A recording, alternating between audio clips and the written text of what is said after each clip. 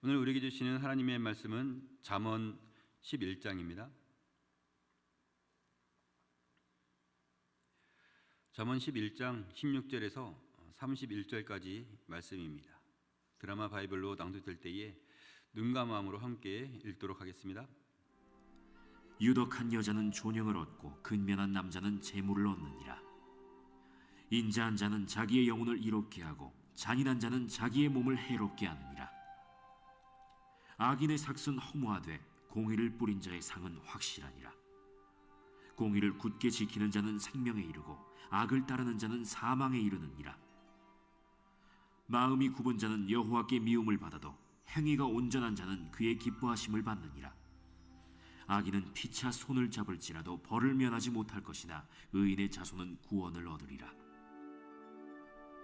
아름다운 여인이 삼가지 아니하는 것은 마치 돼지 코의 금고리 같으니라. 의인의 소원은 오직 선하나 악인의 소망은 진노를 이루느니라. 흩어 구제하여도 더욱 부하게 되는 일이 있나니 과도히 아껴도 가난하게 될 뿐이니라. 구제를 좋아하는 자는 풍족하여질 것이요 남을 윤택하게 하는 자는 자기도 윤택하여지리라. 곡식을 내놓지 아니하는 자는 백성에게 저주를 받을 것이나 파는 자는 그의 머리에 복이 임하리라. 선을 간절히 구하는 자는 은총을 얻으려니와 악을 더듬어 찾는 자에게는 악이 임하리라. 자기의 재물을 의지하는 자는 패망하려니와 의인은 푸른 잎사귀 같아서 번성하리라. 자기 집을 해롭게 하는 자의 소득은 바람이라. 미련한 자는 마음이 지혜로운 자의 종이 되리라. 의인의 열매는 생명나무라. 지혜로운 자는 사람을 얻느니라. 보라, 의인이라도 이 세상에서 보응을 받겠거든 하물며 악인과 죄인이리요. 아멘. 오늘 말씀의 제목은 의인으로 살아가는 방법입니다. 오늘 말씀은 의인과 악인에게 분명한 차이가 있음을 말씀하고 있습니다. 세상을 살아갈 때는 이렇게 할 수도 있고 또 저렇게 할 수도 있고 자기가 원하는 대로 얼마든지 살아갈 수가 있지만 결국 모든 영혼은 하나님 앞에 서게 됩니다. 하나님 앞에 서서 그동안 의인으로 살았는지 또 악인으로 살았는지 판가름을 받게 됩니다. 그때는 하나님 앞에서 아무도 속일 수가 없습니다. 자기가 행한 대로 모든 것이 드러나게 되어 있기 때문에 아무도 하나님 앞에 핑계를 댈 수 있는 사람은 없습니다. 그렇다면 우리는 하나님 앞에 섰을 때에 의인으로 설 수 있어야 하는 겁니다. 하나님이 주신 바 은혜 가운데 살아가면서 믿음으로 승리하여 잘했다 칭찬받을 수 있는 자가 되어야 하겠습니다. 그러면 오늘 말씀을 통하여 의인과 악인에 대해서 함께 알아보고 어떻게 하면 우리가 의인으로 살아갈 수 있는지 살펴보도록 하겠습니다. 첫째로 의인으로 살아가려면 영혼을 이롭게 하는 자가 되어야 합니다. 우리 17절 말씀을 함께 읽도록 하겠습니다. 인자한 자는 자기 영혼을 이롭게 하고 잔인한 자는 자기의 몸을 해롭게 하느니라. 아멘. 사람에게는 이 겉모습인 육체만 있는 것이 아니라 속사람인 영혼이 있습니다. 만일 어떤 사람이 육체만 생각하면서 살아간다면 이런 사람은 영혼을 해롭게 하는 사람이 될 것입니다. 자기 육체가 원하는 대로 욕심을 부리고 육체의 즐거움을 위해서만 살아갔으니 세상에서는 인정받을 수 있고 또 부족한 것이 없이 살아갈 수 있겠지만 이러한 사람은 자기 몸, 즉 자기 인생을 해롭게 하는 자가 되는 것입니다. 스스로 자기 인생을 해롭게 만들었으니 이런 사람은 잔인한 자라고 말할 수 있습니다. 잔인하다는 것은 인정 없이 모질게 행하는 자를 말하는데 자기 인생에 대하여 잔인한 자라면 참으로 불행한 사람이 된다는 것입니다. 사람의 육체보다 영혼이 중요한데 영혼에 대한 준비를 전혀 하지 않고 해롭게 한 장본인이 자기 자신이 되는 것이니까요. 그래서 18절 말씀에 악인의 삭은 허무하되 공의를 뿌린 자의 상은 확실하니라 하고 말씀하셨습니다. 악인으로 살게 되면 그 결과는 허무할 뿐이라고 말씀하셨습니다. 인생은 잠깐이고 우리의 영혼은 영원한데 그 잠깐을 위해서 영원한 것을 포기해 버렸으니 그 진상을 알게 되었을 때 얼마나 허무하겠습니까? 그 영혼이 하나님 앞에서 망하게 되니 허무 이상의 절망감을 느끼게 될 것입니다. 그렇다면 우리는 영혼을 이롭게 하는 자가 되어야 하겠습니다.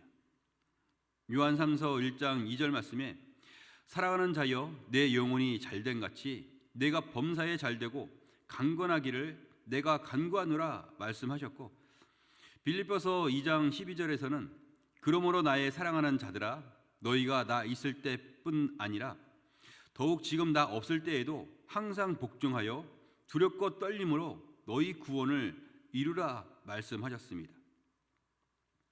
우리 영혼을 이롭게 하는 것이 최고의 축복을 준비하는 것입니다.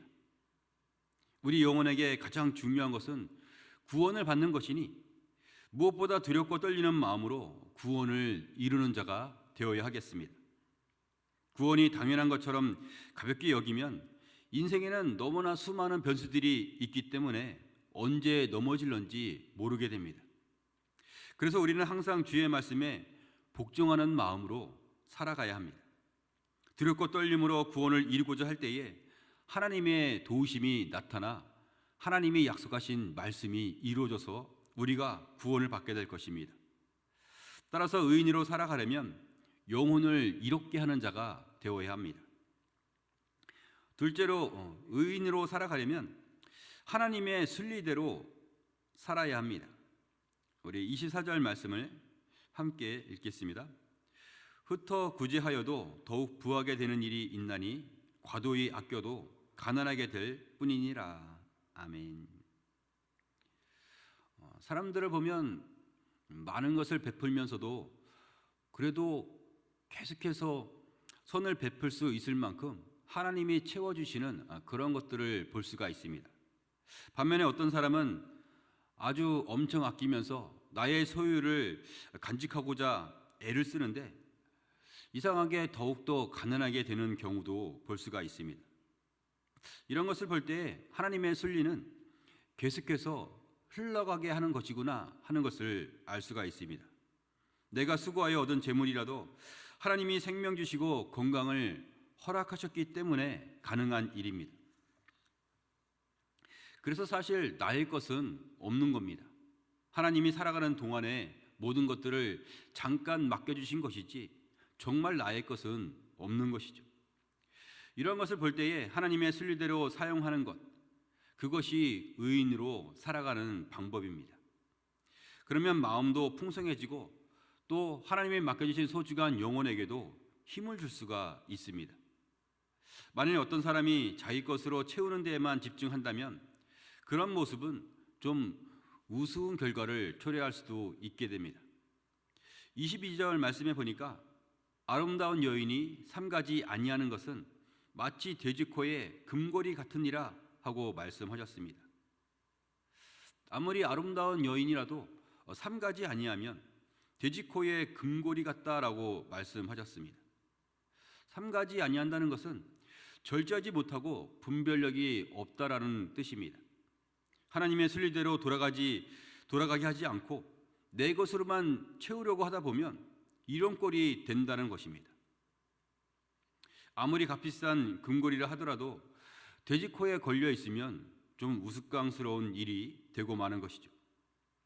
하나님도 인정하지 아니하시고 그 어떠한 사람과도 상관이 없는 그런 인생길을 고집을 부리면서 살아간다면 이토록 어리석은 자가 되고 마는 것입니다.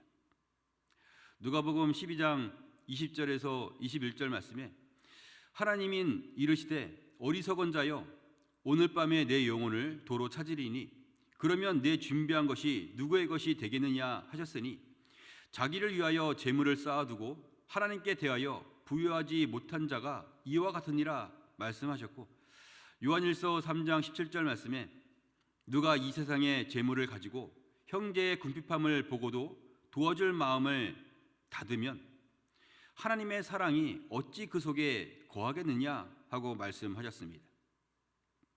그렇다면 분명해지는 것은 한 가지입니다.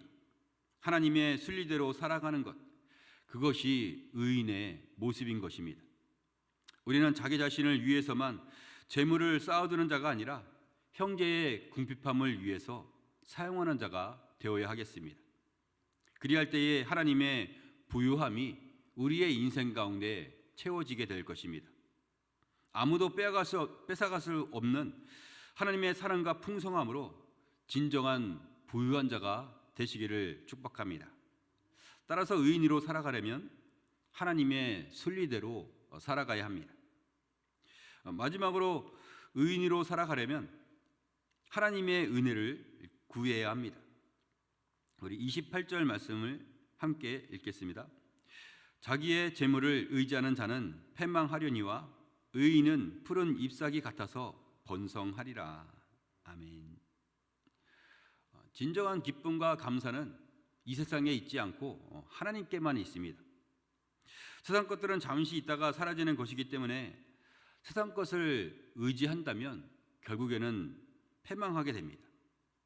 모든 복의 근원 되시는 하나님을 멀리하게 되니까 그 영혼은 마지막에 망하게 되는 것입니다. 그러나 의인은 푸른 잎사귀 같다라고 말씀을 하신 것처럼 하나님의 은혜를 구하는 자는 날마다 새로운 은혜를 공급받을 수 있게 됩니다. 하나님의 은혜는 예전에 주었던 그것을 잘 유지 관리하는 것이 아닙니다. 하나님은 날마다 새로운 은혜를 주시기를 원하고 계십니다. 하나님이 하루라는 시간을 계속해서 반복적으로 살아가게 하신 이유도 거기에 있습니다.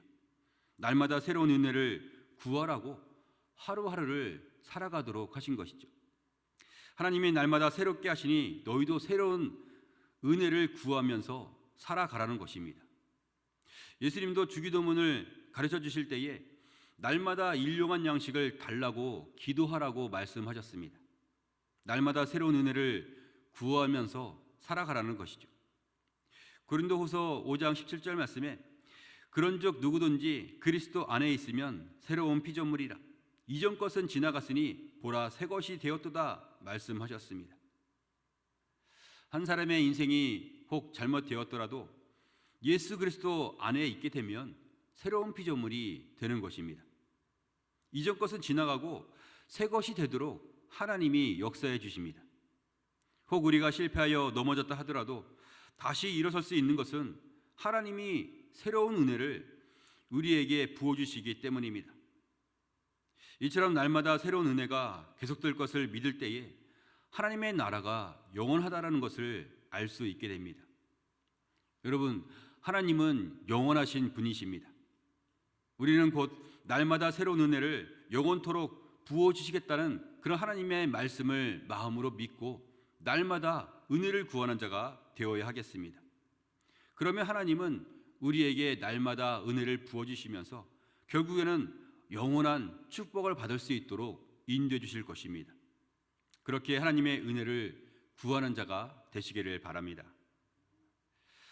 말씀을 정리하겠습니다. 오늘 말씀은 의인과 악인이 세상에서는 별로 차이가 없어 보이지만 하나님 앞에 섰을 때에 분명한 차이가 있음을 가르쳐주고 있습니다. 그렇다면 우리는 하나님 앞에 섰을 때에 의인으로 인정받을 수 있어야 하겠습니다. 우리가 의인으로 살아가려면 어떻게 해야 하느냐? 첫째로 영혼을 이롭게 하는 자가 되어야 합니다. 둘째로 하나님의 순리대로 살아가야 합니다. 셋째로 하나님의 은혜를 구해야 합니다. 우리의 모습이 이러하여서 하나님 앞에 의인으로 인정받을 수 있는 믿음의 사람이 다 될 수 있기를 주님의 이름으로 축원합니다.